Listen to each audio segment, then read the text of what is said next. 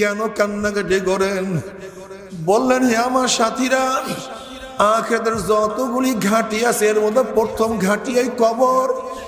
এই কবর যার সাথে ভালো ব্যবহার করবে আশা করা যায় পরবর্তী ঘাঁটিগুলি তার সাথে ভালোই ব্যবহার হবে। আর কবর যদি কারোর সাথে খারাপ ব্যবহার শুরু করিয়া দেয় আর তো উপায় হবে না। আল্লাহ তওবা করার তৌফিক দিয়া দাও। এরপরে কিয়ামতের ময়দান খুবই মারাত্মক। তুমি কি জানো কিয়ামতের অবস্থাটা কি?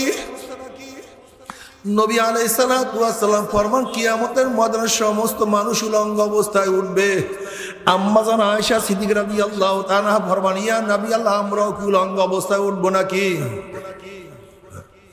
কল, হ্যাঁ আয়েশা, তোমরা উলঙ্গ অবস্থায় উঠবা। আম্মা জান বলেন, লক্ষ লক্ষ কোটি কোটি মানুষের সামনে উলঙ্গ